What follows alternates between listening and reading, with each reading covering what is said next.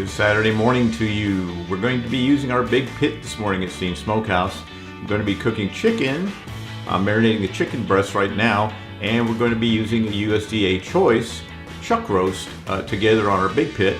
And when we get them done, we're going to do something special later on and prepare kind of a Hispanic style dish for you. In the meantime, I want to thank you. This is video number 18 together. I would appreciate very much any comments or suggestions you have. And thanks so much for tuning in. Be right back with you. And here they are. These are our two Saturday meat projects. I call chicken meat. It's not vegetables. Anyway, I'm going to have chicken breasts over here. I'm going to have big USDA Choice. I didn't buy Prime. I'm going to do something that anybody can afford that you can find at any store. Chuck roast, and I'm going to cook them on the big pit.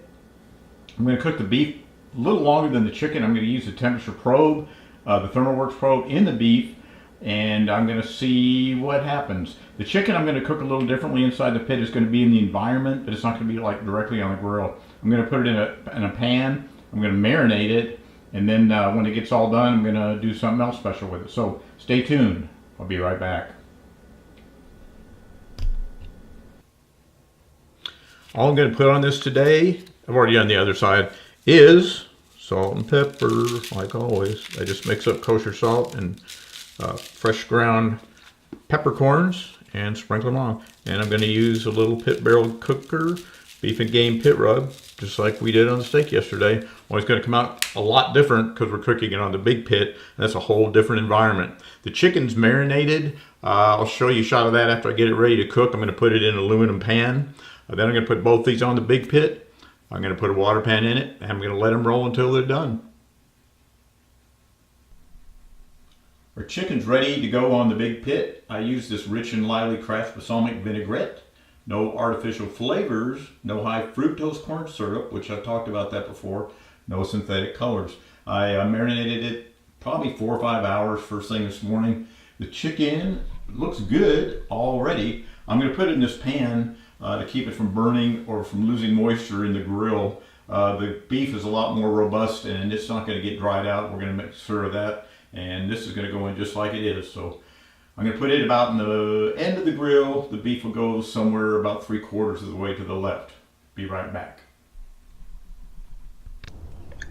These big pits just seem to have a presence about them. I really like the way they look. I like the way they function. They're very simple. They're kind of intimidating if you haven't ever used one, but once you get the hang of it, they're pretty easy to learn and they're a lot of fun to use.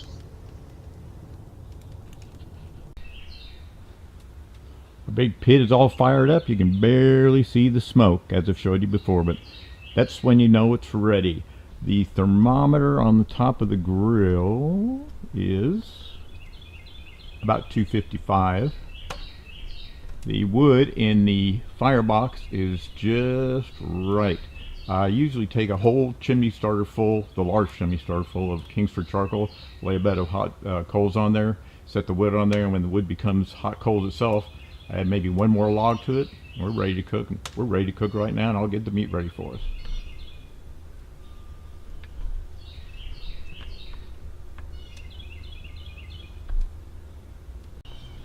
Okay, she's all set to roll. We've got our chicken on the left, our big beef roast on the center. We've got our water pan on the right. We've got our ThermoWorks smoke hooked up with both the temperature probe for the grill temp and the meat probes in the meat, as you can see.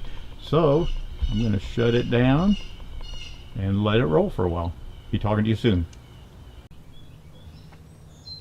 Our internal temp on our meat is 162. The grill grate temp is 239. I'm going to add another log to the fire. I'm going to swing the camera over to the big pit and see how our meat's doing.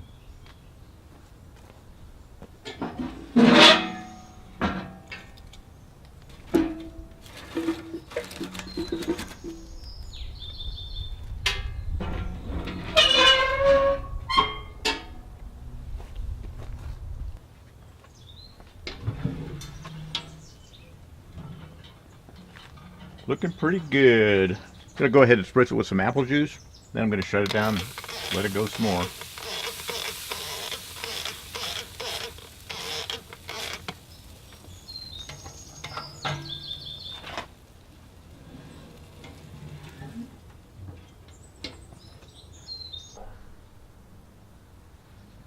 I'm going to check the temp on the chicken. I know that the inside temp on the meat is 173. Normally I wrap a brisket around 165 or so. This is a chuck roast, so it's a little tougher and it's going to have to cook a little longer, a little warmer. I'm probably going to wrap it in about 7 degrees or so and kind of put it away from the heat.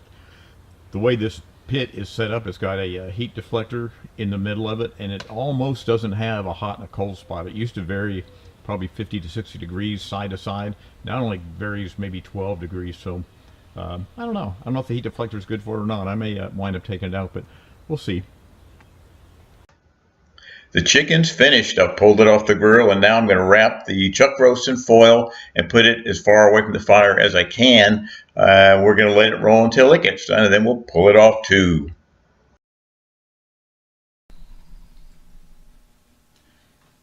The chicken's done just right. We want it to be about 180, 165 to 180 just to be safe. We'd rather do it over a little bit, but smells great.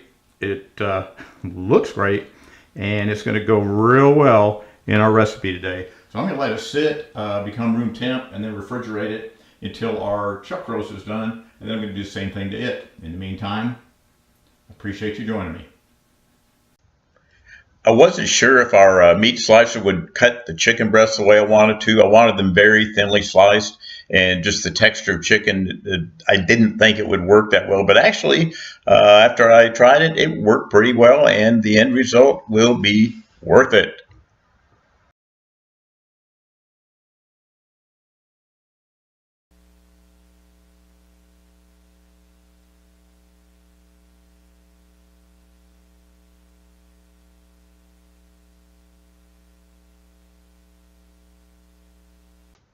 The chicken did come out sliced very thinly like I wanted. Next, I'm going to do the same thing with our chuck roast.